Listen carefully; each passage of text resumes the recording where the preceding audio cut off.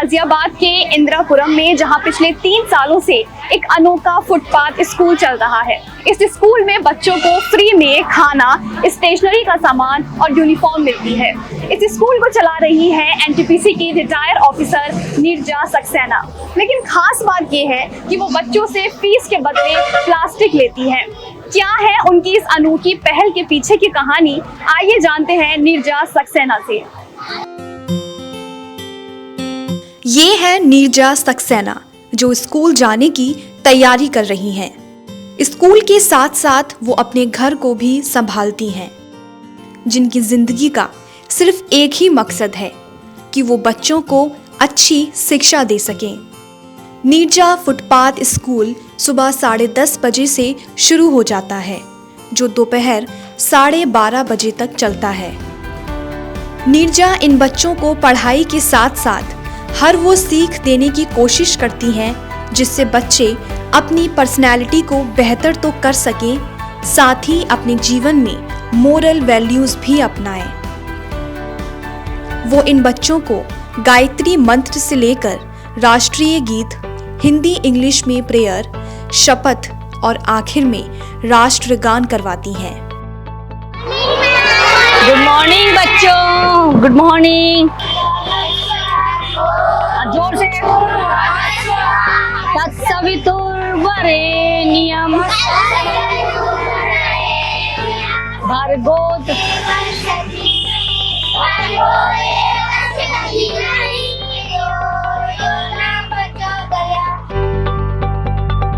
नीरजा अपने इस स्कूल में बच्चों को इंग्लिश, मैथ्स, हिंदी के साथ साथ जनरल नॉलेज की पढ़ाई और एनवायरनमेंट को लेकर बच्चों को जागरूक भी करती हैं। प्लास्टिक पॉल्यूशन फैलाती हैं, नाली उनमें जम जाता है कचरा और पेड़ों को भी नुकसान होता है, हमको भी नुकसान होता है। प्लास्टिक जब जलते हैं पॉल्यूशन होता है, उनसे बाढ़ आ जाती है तो प्लास्टिक जम जाती है नाली में और गाय खा लेती है तो उसे नुकसान देती है।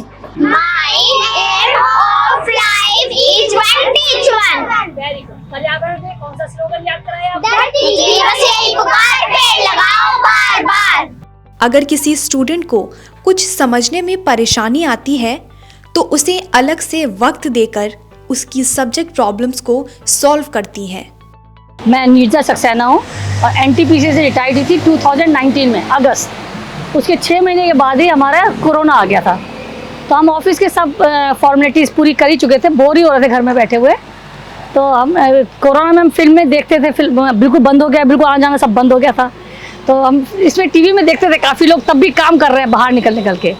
तो मेरा मन करता था कि हम भी कर सकते हैं, क्योंकि वो अच्छा लगता था देख के।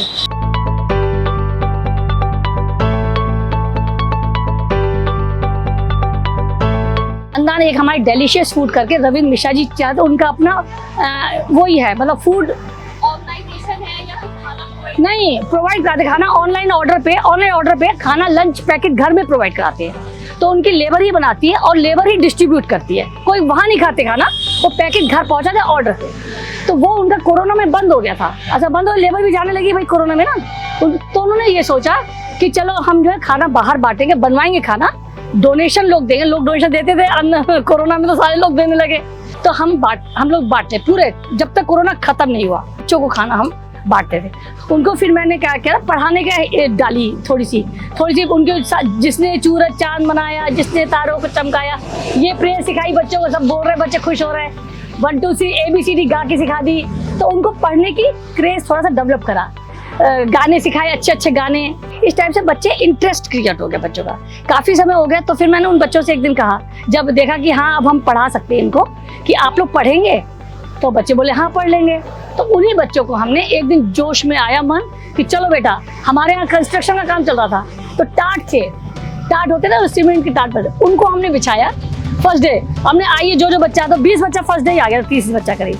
तो बच्चे आगे पढ़ने लगे, उनको थोड़ा सा पढ़ाने लगे हम, वो धीरे धीरे पढ़ते गए। डोनेशन लोग जाते आते वो डोनेशन देने लगे, ऐसे बढ़ के बहुत सस्ते थे। पहले फ्री पढ़ाते, जब सामान बढ़ता था तो क्या होता था, बहुत सारे बच्चे आते थे, 80 बच्चे आ रहे हैं, 60 से सामान जब नहीं बढ़ रहा है तो कम बच्चे आते थे। तो मैंने ये तो बेटा गलत बात है, आप लोग उस दिन आ जाते हो और फिर कितना बटे। तो हमने सोचा था 10 रुपीज़ फीस लगा दें, 10 या 20 रुपीज, तो लगाई भी 1-2 महीने, उन्हीं बच्चों के काम आती, जबकि वो फीस हम उन्हीं बच्चों के करते यूज करते।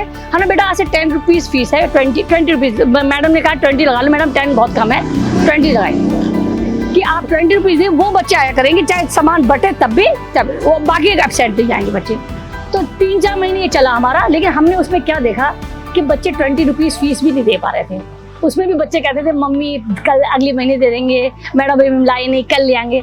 तो बच्चा ना कॉम्प्लेक्स फील करता था इस चक्कर में, और सब जो दे देते थे वो ऐसे देखते थे ना, मैं नहीं बेटा ऐसे मत करो, नहीं लाए बाद में दे देगा। फिर मैंने सोचा यार फीस करना अच्छा नहीं लग रहा है, इनको फीस भी 20 रुपये देने भी पट गए।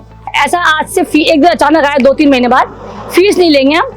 फिर मेरे मन में आया लोगों को प्लास्टिक का स्कल्पचर भी डाल देंगे, प्लास्टिक के बारे में क्या क्या नुकसान, एनवायरनमेंट के बारे में कि क्या नुकसान होता है, पेट गाय खा लेती है, पेट में नुकसान, बाढ़ आ जाती है, जम जाती है, गलती नहीं है, जलाएंगे तो धुआं उठता है, वो धुआं हमारी सांस को नुकसान करता है, बीमारियां होती हैं।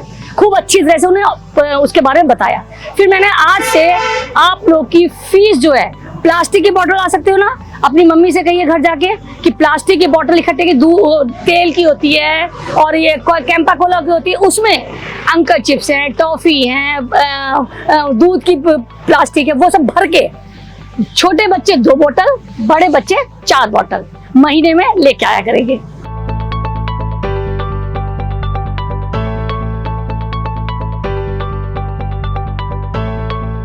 नीरजा फुटपाथ स्कूल में लोग उनकी मदद के लिए आगे आते हैं और बच्चों को ज़रूरत का सामान मुहैया कराते हैं।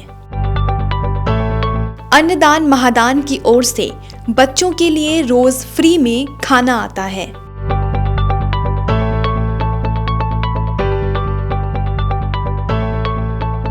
नीरजा सक्सेना की उम्मीदों पर खरा उतरकर और उनके बताए रास्तों पर चलकर आज मुनेश देवी की बेटी प्राइवेट स्कूल में पढ़ रही हैं और अपनी बेटी की इस कामयाबी को देखकर वो बहुत खुश हैं। हाँ, पहले ये नीरजा मैम की फुटपाथ पे आती थी पाठशाला में, और वहाँ से अब प्राइवेट स्कूल में बैठा दिए नीरजा मैम ने, और अच्छे से पढ़ रही है मेरे बच्चे। मेरा नाम कुमकुम कुमारी है। पहले नीरजा मैम यहाँ पर खाना देती थी, तो नीरजा मैम ने हमसे पूछा कि यहाँ पर आप पढ़ना चाहते हो, तो हमने हाँ बोला। तो जब से नीरजा मैम में पढ़ाती है यहाँ पर, पहले मैं यहाँ पढ़ती थी, अब मैं प्राइवेट स्कूल में पढ़ती हूँ। अब मैं बहुत खुश हूँ। हमें तो बहुत अच्छा लग रहा है मैम, खुशी हो रही है कि मतलब एक रोड में पढ़ने वाला बच्चा बड़े स्कूल में चला गया, और सब मैम की सब वो है मेहरबानी। ये हैं वंदना श्रीवास्तव, जो करीब 8-9 महीनों से नीरजा सक्सेना के साथ मिलकर इन बच्चों को पढ़ा रही हैं। पढ़ाने के साथ साथ वो इन बच्चों की हौसला अफजाई भी करती हैं। इंदिरापुरम की एक बहुत ही प्रतिष्ठित स्कूल वैली इंटरनेशनल स्कूल की मैं सीनियर असिस्टेंट टीचर थी, और उसके बाद मैं नोएडा में national vocational training institute for women NVTI, जो आज NSTI के नाम से है, उसमें as a guest lecturer social studies के उसमें मैं वहाँ जाती थी। हालांकि कोरोना के बाद ये सारी चीज़ें मतलब स्किप हो गई, और उसके बाद फिर लाइफ काफ़ी चेंज हुआ। After corona it become a tremendous change in our life. और उसी दरमियान जब हम थोड़ी सी कोरोना से हम निकले, ऊपर आए, तो नवंबर के मंथ में, लास्ट ईयर नवंबर के मंथ में टाइम्स ऑफ इंडिया, क्योंकि हम रेगुलर टाइम्स ऑफ इंडिया पढ़ते हैं घर में, तो टाइम्स ऑफ इंडिया में नीरजा फुटपाथ शाला की एक आर्टिकल आई थी, और जब मैं वो घर में पढ़ रही थी तो मुझे बड़ा अच्छा लगा। मैं फिर इमीडिएट मतलब जिस दिन वो आया, वो न्यूज़पेपर में वो आया, आई जस्ट रिमेम्बर कि वो शायद 11 नवंबर था, और उसके बाद 2 दिन के लिए स्कूल बंद हो गई थी। 14 तारीख को मैं यहाँ आई, 14 नवंबर को मैम से मिली, और मैम से मिलने के बाद मुझे बहुत अच्छा लगा। तो मुझे लगा कि this is the right place for us, being a society member, this is the right place. And I requested ma'am कि मैम अगर मैं कुछ आपकी मदद कर सकूं, तो मैम ने कहा यस यू कैन, यू मैं। उनका यही सबसे बड़ा जो बात थी वो मुझे बहुत पसंद आई।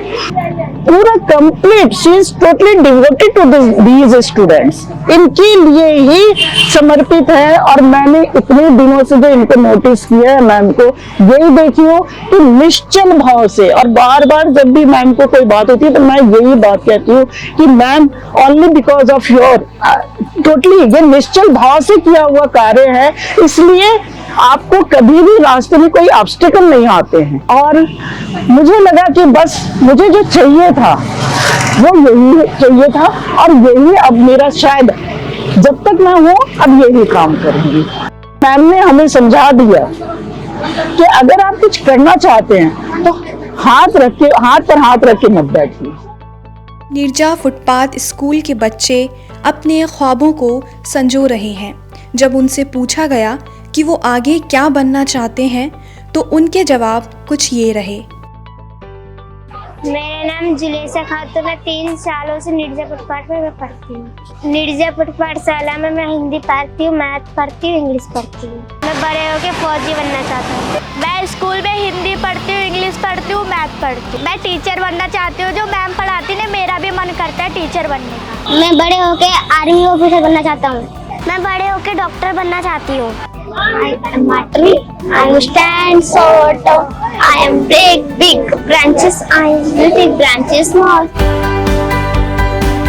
ये थी हमारे साथ नीरजा सक्सेना जी, जिन्होंने उन बच्चों की पढ़ाई नहीं रुकने दी जिनके पास पढ़ने के लिए पैसे नहीं थे, और आज वो बच्चों को पढ़ाई के साथ साथ एनवायरनमेंट को लेकर भी जागरूक कर रही है। और आगे भी उनका सपना है कि वो बच्चों को वृद्धा आश्रम और म्यूजियम जैसी जगहों को एक्सप्लोर करा सके। ऐसी ही खूबसूरत और इंस्पायरिंग स्टोरीज देखने के लिए देखते रहिए DNN 24।